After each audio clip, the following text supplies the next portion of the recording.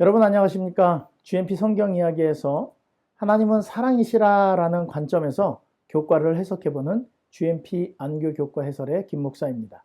오늘은 제7과 아브라함과 맺은 언약을 공부하는데요. 6과 7과 8과 이 세 과가 아브라함에 관련된 이야기입니다. 중요한 것은 뭐냐면 아브라함이라고 하는 사람이 훌륭한 게 아니고 아브라함이라고 하는 사람이 별것 아닌 사람인데 하나님이 그의 연약함을 어떻게 고치시고 인내하심으로 그를 믿음의 조상으로 만들어 가시는지 보는 것이 교과 공부의 초점이 됐으면 좋겠습니다. 왜냐하면 창세기의 초점은 하나님입니다. 하나님께서 어떤 일을 하셨는지. 그래서 오늘은 창세기 15장부터 창세기 19장 소돔과 고모라의 멸망까지의 내용 속에서 하나님께서 아브라함을 통해 어떻게 일하시는지 보도록 하겠습니다. 오늘의 기억절은 창세기 15장 2절. 아브라함이 이르되 주 여호와여 무엇을 내게 주시려 하나이까? 나는 자식이 없사오니 나의 상속자는 이 다메섹 사람 엘리에셀이니이다. 각 요일별 요약 대신에 그 각 요일마다 있는 질문에 대한 답을 제가 이 동영상 설명란에 올려놓겠습니다. 필요하신 분들은 카피해서 사용하시면 되겠습니다. 자, 이 아브라함과 맺은 언약을 이해하시려면 창세기 초반부터 하나님과 사람 사이에 맺은 언약들을 좀 살펴볼 필요가 있습니다. 어떤 언약들이 있을까요? 첫 번째, 선악과에 관한 언약이 있죠. 선악을 알게 하는 나무의 실과를 먹지 말아라. 먹는 날에는 죽을 것이다. 인간이 이 언약을 깼습니다. 안 먹으면 사는 건데, 그리고 생명나무 실과를 먹는 것이었는데 그들이 선악과를 따먹음으로 인해서 이 언약을 깼어요. 그럼 어떻게 하면 돼요? 죽이면 돼요. 먹는 날에는 정령 죽으리라 했으니까 죽으면 되는데 하나님의 사랑이 그걸 허락하지 않습니다. 그래서 다음 언약이 뭐냐면 피를 가지고 제사를 드리는 언약이었습니다. 이것은 이제 뒤에 가면 옛 언약, 새 언약 이런 것에 나오는 내용이지만 제가 그냥 잠깐 말씀을 드리겠습니다. 이건 언약이라고 말하진 않습니다. 그런데 모든 제사에 피를 가지고 오도록 이야기를 합니다. 그래서 이 피는 예수님의 죽으심을 상징하는 것이고 그 피로 우리가 구원을 얻는데 아직 예수님이 오시기 전까지 우리는 짐승을 죽여서 그 피를 보는 것으로 예수님이 죽는 걸 믿는다. 이렇게 하나님이 언약의 구속의 경륜을 세우신 것을 볼 수 있습니다. 그 다음 등장하는 언약이 노아 홍수 전에는 노아와 언약을 세우겠다고 약속하시고 홍수가 끝난 후 노아와 진짜 언약을 세우시는데 어떤 언약을 세우시냐면 내가 다시는 모든 생물을 홍수로 멸하지 않겠다. 그것이 창세기 9장 11절 12절에 나오는 것입니다.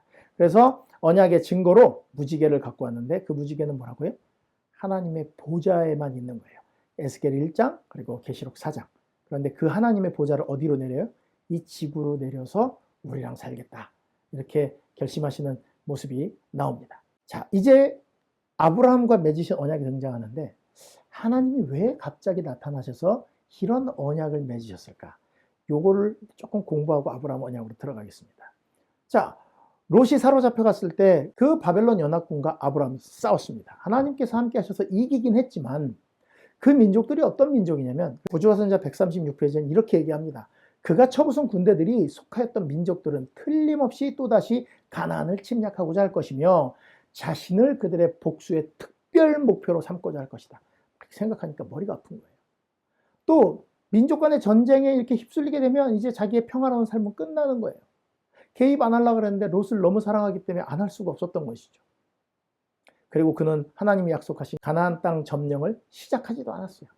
그리고 거기다가 하늘의 별과 같이 바다의 모래같이 주신다는 후사에 대한 약속도 지금 아무 성취가 되지 않았어요. 자, 요럴 때에 하나님께서 아브라함에게 나타나셔서 말씀을 하시는 겁니다. 그래서 이런 배경을 하나님이 얼마나 섬세하시고 또 얼마나 인자하시고 자비로운 분인지 아는 것이 굉장히 중요합니다. 그냥 아브라함이 딱 있는데 야 내가 너랑 언약 세울게 이 정도 수준이 아니고요. 지금 아브라함은 그 롯을 구해와서 사람들한테 칭송은 받지만 이제 저 사람들이 정비가 되면 나를 치러 올 텐데 이 걱정을 하고 있는 것입니다. 5월 8일 일요일 아브라함의 믿음, 하나님이 왜 아브라함에게 나타나셔서 말씀하시는지를 보여주는 내용입니다. 자, 하나님 얼마나 좋으신 분인지 창세기 15장 1절과 21절, 로마서 4장 3절, 4절, 9절, 22절을 읽어보라. 아브라함은 믿음으로 사는 것이 무엇인지 어떻게 드러내는가? 갈대아 우르를 출발할 때 약속하신 것을 순수하게 믿는 것으로 하나님에 대한 자신의 신뢰를 보였다. 이렇게 말씀할 수 있겠습니다. 두 번째, 하나님께서 아브라함에게 행하셨던 제사의 의미는 무엇인가? 네, 그 당시 제사 제도, 똑같이 짐승을 쪼개가지고 그 사이에서 하는 제사 제도를 통해서 하나님께서 똑같이 언약하시는 걸 보여주시면서 예수 그리스도가 이 땅에 오셔서 죽임당한 어린 양으로 그들의 모든 죄를 속하실 것을 보여주시는 의미가 있습니다. 자, 하나님께서 10년 만에 아브라함의 환상 속에 나타나셔서 약속을 상기시켜 주십니다. 15장 1절, 밑도 끝도 없이 딱 나오는 말입니다. 이후에 언제냐면 소돔과 고모라 사건 이후에 아브라함이 굉장히 고민하고 있을 그때 여호와의 말씀이 환상 중에 아브라함에게 임하여 이르시되 아브라함아 두려워하지 말라. 나는 내 방패요 너의 지극히 큰 상급이니라. 하나님이 야 내가 네 상급이야 이랬더니 아브라함이 어떻게 반응합니까? 네, 저는 후손이 없습니다. 그냥 거기에 고민에 빠져 있는 거예요. 하나님이 야 내가 네 상급이야 그러면 이것도 주세요 저것도 주세요 이래야 되는데 지금 고민이 많아요. 왜요? 바벨론 연합군의 걱정 때문에 그렇습니다. 후사는 아브라함이 처음부터 달라 그랬습니까? 하나님이 준다 그랬습니까? 하나님이 주신다 그랬어요. 여러분 하나님이 주신다고 하면 뭐가 궁금하냐면 언제 주실 겁니까? 이걸 궁금해하죠. 왜 줍니까? 이거는 관계가 별로 안 좋은 거예요. 자, 내가 너한테 1,000만 원을 줄게, 10,000불 줄게. 그러면 뭐라고 얘기를 해야 돼요? 언제 줄 거야? 이렇게 되죠. 너 죽을 때. 이렇게 하면 이제 말이 통하지만, 야, 내가 네 상급이야. 그랬더니 뭐라고 그래요? 저는 후계자가 없습니다. 하나님 주신다고 해서 10년 동안 잘 참고 기다렸는데 하나님이 안 주시네. 그러니까 하나님이 어떻게 해요? 싹 아브라함에게 약속을 합니다. 야, 그러면 3년 된 암소 한 마리, 암염소 한 마리, 순양 한 마리, 그리고 집비둘기, 산비둘기를 준비해서 그 짐승들을 쪼개서 가운데를 쪼개가지고 나랑 언약을 다시 한번 하자. 그렇게 얘기를 하시는 것입니다. 당시 이 언약이라는 말 자체가 두 사람의 언약을 맺을 때 이렇게 쪼갠다 이런 뜻이에요. 또 언약이라는 말 자체가 쪼갠다는 뜻이에요. 만약에 이 언약을 어길 경우에는 지금 이 쪼개놓은 짐승처럼 될 것이다 이것입니다. 그래서 하나님께서는 아브라함에게 짐승들을 이렇게 쪼개놓고 그 가운데를 아브라함이 왔다 갔다 했어요. 그리고 어둠이 막 덮일 때 아브라함이 막 두려워하고 있는 그때 연기나는 화로와 타는 횃불이 그 쪼갠 고기 사이들을 지나면서 이것을 불을 싹 살라가지고 아브라함이 준비한 제물이 받아졌음을 보여주었습니다. 자, 왜냐하면 이게 왜 이런 일을 했냐면 아브라함이요 하나님께 요구를 했어요.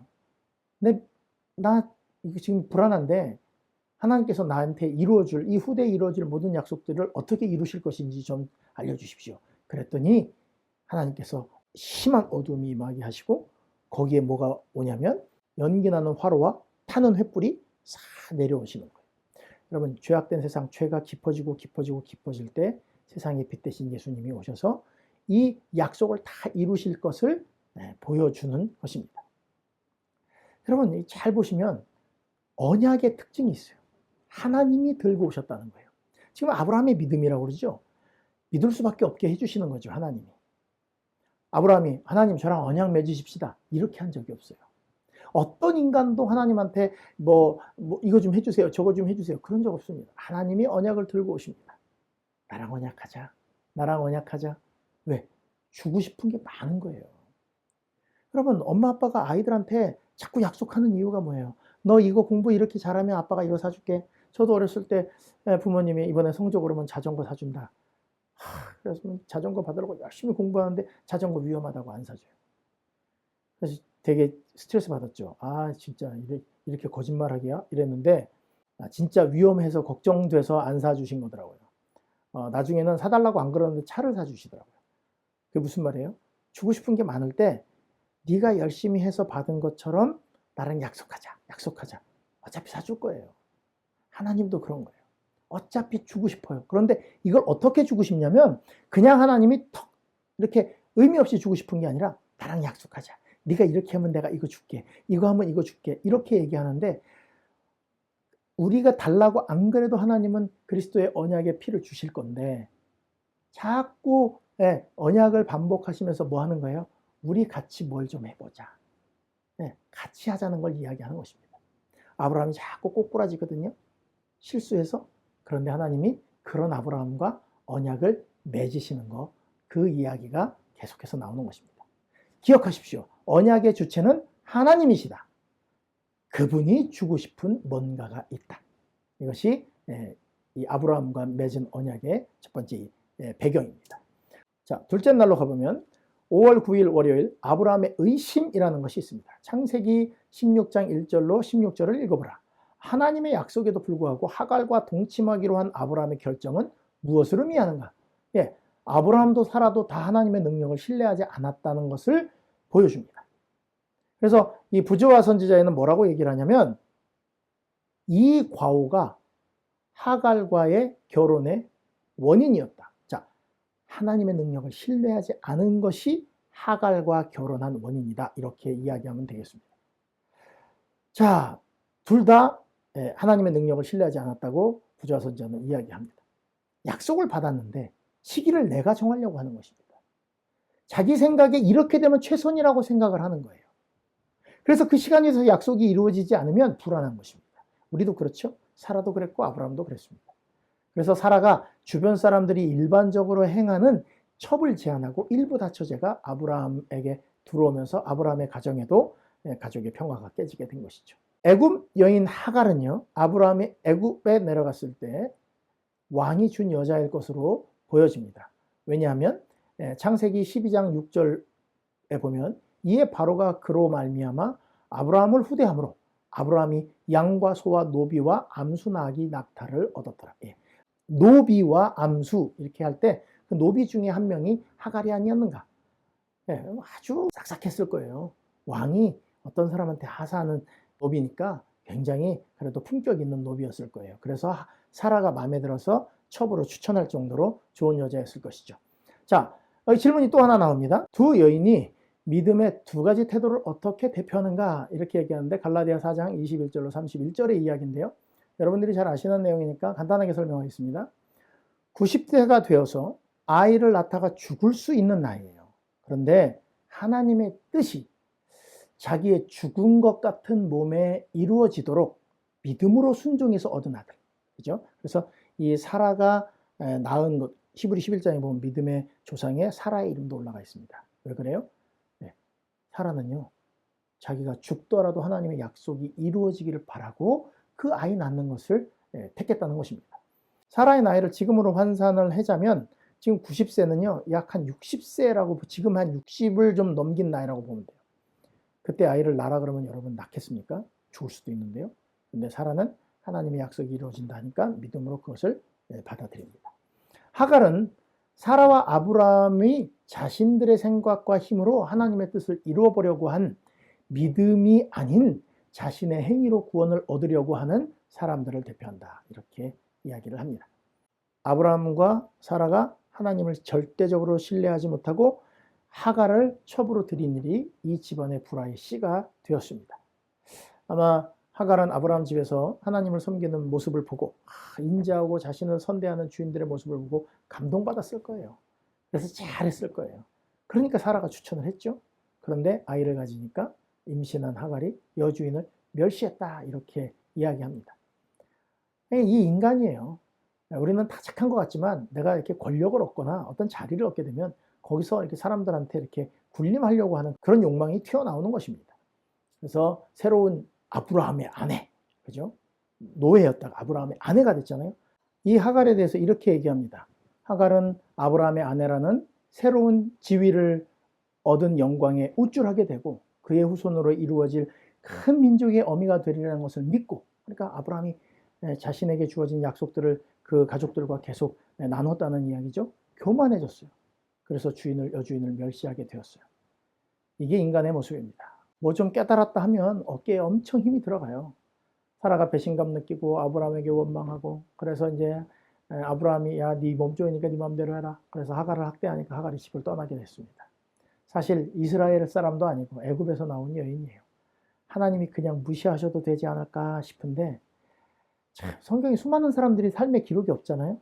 그런데 하갈이 광야로 가서 친구 없이 외롭게 한 샘물 곁에서 쉬고 있을 때 주의 천사가 인간의 모습으로 나타나서 그 여자에게 너의 지위와 의무를 상기시켜주고 사라의 여종 하가라 이렇게 얘기하면서 너 이제 돌아가라. 여주인에게 돌아가라. 그리고 뭐라 그러냐면 책망하시는 거죠. 넌 몸종 아니었냐 이렇게 얘기하면서 그러나 여호와께서 내 고통을 들으셨다. 내가 네 자손으로 크게 번성하여 그 수가 많아 셀 수 없게 하리라 하는 약속을 누구랑 하냐면 이 애굽 여인 하갈, 아무것도 자랑할 것이 없는 이 여인에게 약속을 주십니다. 그래서 하나님께서는 이 여자에게 여러분 몇 명 되지 않는 그 아들을 낳으면 이름을 뭐라고 해라 이렇게 이야기하는 거 있잖아요.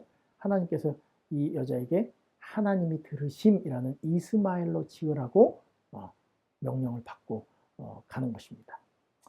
뭐 하나 가지면 우쭐하고 자기 분수도 모르는 그런 사람들, 약속의 아들도 아니고 이인자로 밀려날 아이, 믿는다고 하면서 뭐 기도 좀 하면 아는 사람 가볍게 보고 말씀 좀 읽으면 또 전도를 좀 하면 뭐 대단한 일 하는 사람처럼 어깨에 힘들어가는 우리인데 어떤 때는 작은 상처나 오해로 하나님 품을 떠나는 많은 사람들이 있지 않습니까? 그런 사람들에게 하나님이 다정히 다가가셔서 내가 다 들었다. 다시 들어가자. 이렇게 하는 분이 하나님이시라는 겁니다. 하갈에게 오신 하나님 정말 연구할수록 정감 가는 분이 아닐 수가 없습니다.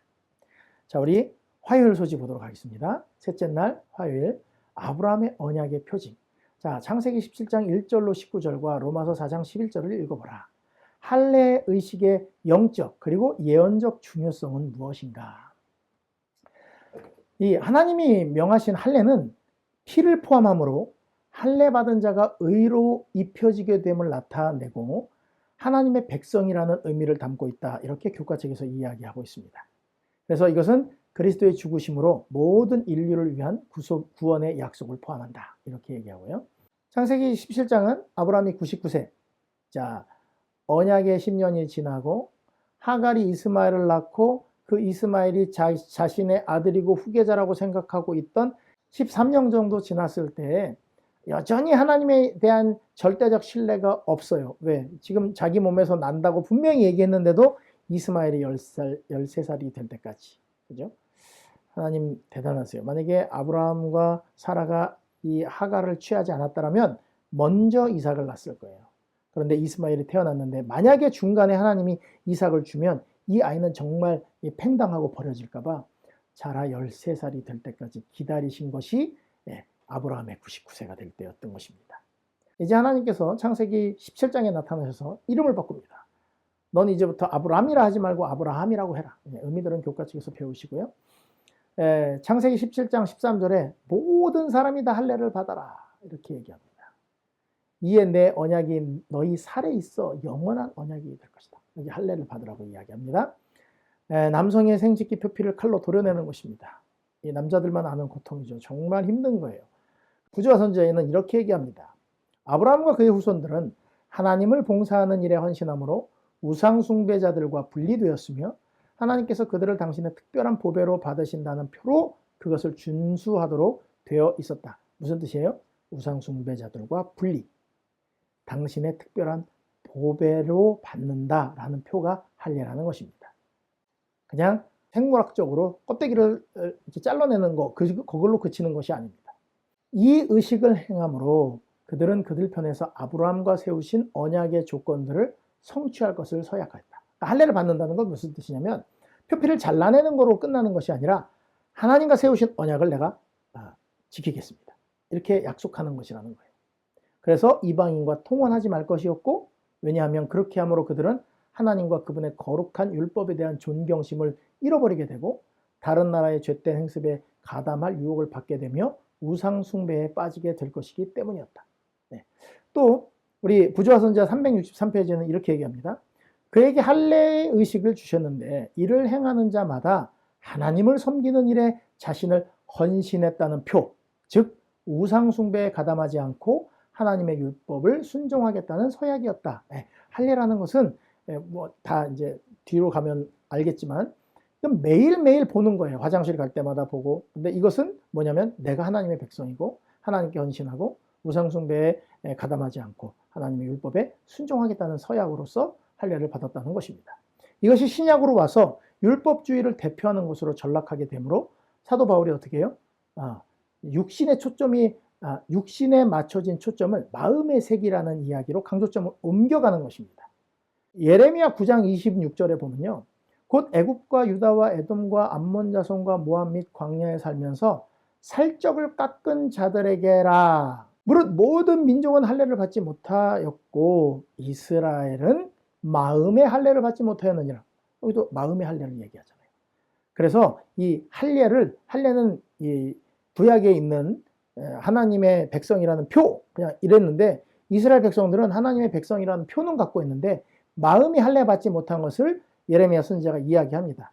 그것이 골로새서 2장 11절로 가면 또 그 안에서 너희가 손으로 하지 아니한 할례를 받았으니 육의 몸을 벗는 것이요 그리스도의 할례니라. 그리스도의 할례가 뭐냐? 마음의 할례를 받는 것이다 이것입니다. 그러니까 마음으로 나는 우상 숭배하지 않겠다. 하나님의 율법을 준수하겠다. 그분의 뜻을 이루겠다. 이렇게 하는 것이 바로 마음의 할례라는 것입니다. 넷째 날 수요일 약속의 아들 소지를 보겠습니다. 창세기 11장 1절과 15절, 로마서 9장 9절을 읽어보라. 손님들을 맞이한 아브라함의 모습에서 손님 접대에 관한 어떤 교훈을 배울 수가 있는가? 자, 하나님께서는 이 정중한 행동을 당신의 말씀 가운데 기록할 만큼 중요하게 여기셨으며 천년 후에 영감받은 사도는 그것에 대하여 다음과 같이 언급하였다. 손님 대접하기를 잊지 말라. 이로써 부지 중에 천사들을 대접한 이들이 있었느니라. 부조선지자 138페이지에 나온 대답으로 이 질문에 대한 답을 대신하겠습니다. 자, 나그네들을 대접한 아브라함의 행동은 손님 접대를 위한 모본이 됩니다. 또 이 땅에 나타나신 하나님의 모습은 우리를 위해 이 땅에 오실 그리스도를 기대하게 한다고 교과 책에서는 이야기하고 있습니다. 아브라함의 환대에 대한 하나님의 반응은 어떻게 설명할 수 있겠는가? 하나님께서는 이렇게 환대를 잘 받은 다음에 약속한 후손이 내년에 태어날 것이라고 얘기합니다. 소돔과 고모라에 대한 또 그분의 뜻을 아브라함에게 친구처럼 대화하시는 이야기가 창세기 18장에 나옵니다. 99세가 돼서 불안해하는 아브라함에게 나타나셔서 할례받게 하시고 언약을 주셨죠. 그리고 두 천사와 함께 하나님이 같이 오셔서 아브라함을 찾아오십니다. 아무것도 할 것이 없는 인간의 희망이 끊어져서 이스마엘만 바라보고 있는 아브라함에게 하나님께서 오셨습니다. 그리고 내가 한 약속 잊지 마. 너와 사라를 통하여 낳을 아들로 이 땅의 복의 근원을 삼으시겠다 말씀하신 이것을 이루겠다는 것입니다. 창세기 18장 10절. 그가 이르시되 내년 이맘때에 내가 반드시 내게로 돌아오리니 내 안에 사라에게 아들이 있으리라 하시니 사라가 그 뒤 장막문에서 들었다. 그리고 웃었습니다. 17장에서는 아브라함이 하나님의 말씀을 듣고 웃습니다. 그러면서 뭐라고 얘기하냐면 아이고 100세 된 사람이 어떻게 자식을 얻을까? 사라는 90세니 어찌 출산하리요? 이게 아브라함이 엎드려 웃으면서 마음속으로 이런 얘기를 했다고 그랬어요. 아브라함이 그러면서 뭐라고 그러냐면 하나님께 아뢰되 이스마엘이 나 하나님 앞에 살기를 원합니다. 이렇게 얘기합니다. 부부가 똑같아요. 18장에는 사라가 없고 17장에는 아브라함이 웃습니다. 그런데 하나님은 웃는데 하나님을 믿지 못하는 그 연약한 두 사람에게 그래 이해 못할 거야. 이해 못하겠지. 그래 웃어. 대신 아들 이름을 웃음이라고 했죠. 얘네가 웃었잖아. 그러면서 이삭이라는 사람을 뺏지 않으시고 웃었다고 거두지 않으시고 그대로 허락하시는 모습을 볼 수 있습니다. 아브라함과 사라는 이렇게 이삭을 낳을 때까지도 자신들의 판단을 의지한 사람들이었습니다. 그럼에도 불구하고 하나님의 언약은 신실하게 이 사람들을 통하여 이루어진 것을 여러분들이 보실 수 있습니다. 자, 다섯째 날 목요일 5월 12일 목요일 소돔의 롯과 관련된 이야기입니다. 여기서 질문은 이 아브라함의 선지자적 사역이 롯을 향한 그의 책임에 어떻게 영향을 미치고 있는가? 지금 이제 포커스가 누구에게로 돌아가 있냐면 아브라함에게 돌아가 있습니다. 그래서 사실 하나님 앞에 서서 기도했다. 그래서 중보한 모습을 보이면서 예수 그리스도의 일을 한 것이 아니냐 이렇게 이야기를 합니다. 여러분 그런데 이 이야기는 여기 이제 다섯째 날 목요일 소지는 제가 링크를 걸어드리는 소돔과 고모라 이야기, GMP 성경 이야기의 소돔과 고모라에 나타난 하나님의 사랑을 꼭 들어보시기 바랍니다. 하나님이 얼마나 사랑이 많은 분인지 모릅니다. 자, 중요한 건 뭐냐면 세 명이 아브라함 집에 찾아왔습니다. 아브라함이 쫓아나가고 세 분을 잘 극진히 대접했습니다. 그리고 둘이 떠나고 한 분이 남아서 아브라함과 이야기를 했습니다. 그렇죠? 그런데 하늘의 두 기별자들은 이제 아브라함이 하나님의 아들임을 알게 된 그분을 그에게 홀로 남겨두고 떠났다. 누구라고요? 여호와라고 기록되어 있는, 성경에 여호와라고 기록되어 있는 이분이 하나님의 아들 예수 그리스도였다는 것이죠. 그분이 오셔서 지금 누구랑 얘기하는 거예요? 아브라함이랑 이야기하고 있는 거예요. 왜 예수님은, 이 하나님은 아브라함과 그런 이야기를 했을까? 야, 소돔 멸망시키겠다. 하나님이 사랑이 아니라면 누구한테 얘기할 필요가 없어요. 야, 나 저 쓸어버릴 거야. 죽여버리면 됩니다. 근데 그렇게 안 하셨어요. 자기 마음을 제일 이해를 잘할 아브라함과 이야기를 하는 것입니다. 여러분, 지금 고민되는 일이 있어요. 걱정되는 거 있어요. 아무하고나 이야기하십니까? 아니죠. 내 고민을 이해하고 나랑 마음을 같이 할 친구에게만 털어놓는 것이죠. 하나님이 지금 아브라함과 이야기하면서, 야, 내가 진짜 죄악이 어떠한지 내려가 보려고 한다. 자, 여기서 아브라함이 딜을 합니다. 50명이 있어도 그러시겠습니까? 아니다. 50명 있으면 멸망시키지 않겠다. 45인은 어떻습니까? 여기서 좀 과감하게 쳤어야 되는데 45, 5명을 깎습니다. 40명은 어떻습니까? 30명 어떻습니까? 20명 어떻습니까? 10명은 어떻습니까? 아브라함이 잘한 것 같다고요? 아니요. 이걸 받아주시는 하나님이 더 대단하신 것 같아요. 물론 아브라함도 잘했죠. 그런데 하나님은 어떻게 하셨어요? 아브라함이 이야기하니까, 그래, 죽이고 싶은 게 아니에요. 안 죽이고 싶은 거예요. 의인 10명만 있으면, 아니 5명이라도 있으면 소돔성을 멸망시키지 않으려고 애를 쓰셨을 거예요. 그리고 하나님이 뭘 몰라서 소돔성에 가서 그들의 죄를 확인하려고 하시는 겁니다. 그거 무슨 말이냐면 내 눈으로 보기 전에는 못 믿겠다, 그거예요. 못 믿겠다. 하나님이 몰라서가 아니라 혹시 여지가 있을까? 틈이 있을까? 그래서 롯을 꺼낸 것은 말할 수 없는 자비와 사랑입니다. 여기서 천사들은 그들을 떠나 멸망시키는 일을 완수하려고 소돔으로 돌아왔다. 이게 뭐냐면 소돔과 고모라에 있던 그 롯과 그 두 딸과 아내를 끄집어낸 다음에 두 천사는 들어갑니다. 근데 거기에 예언의 이렇게 얘기합니다. 다른 천사, 곧 아브라함이 간청하던 그분께서 롯에게 가까이 이르셨다. 다른 천사. 아까 뭐라 그랬어요? 하나님의 아들로 알게 된 그분. 다른 말로 여호와라고 기록된 그분이 거기까지 오신 거예요. 소돔성 바로 밖에까지. 그리고 롯에게 이야기합니다. 자, 여기 보면 평원의 모든 도시 가운데 10사람의 의인도 발견되지 아니하였으나, 아니었죠. 아브라함의 기도의 응답으로 하나님을 두려워하는 한 사람만 멸망을 면했다. 한 가족인데 한 사람이라고 얘기하죠. 도망하여 생명을 보존하라. 노아홍수에서 이 얘기 듣지 않았습니까? 사람들 방주에 들여서 짐승들을 들여서 생명을 보존하게 하라. 이게 하나님의 진짜 마음이에요. 살리고 싶은 거예요. 어떤 롯이에요? 안 나오려고.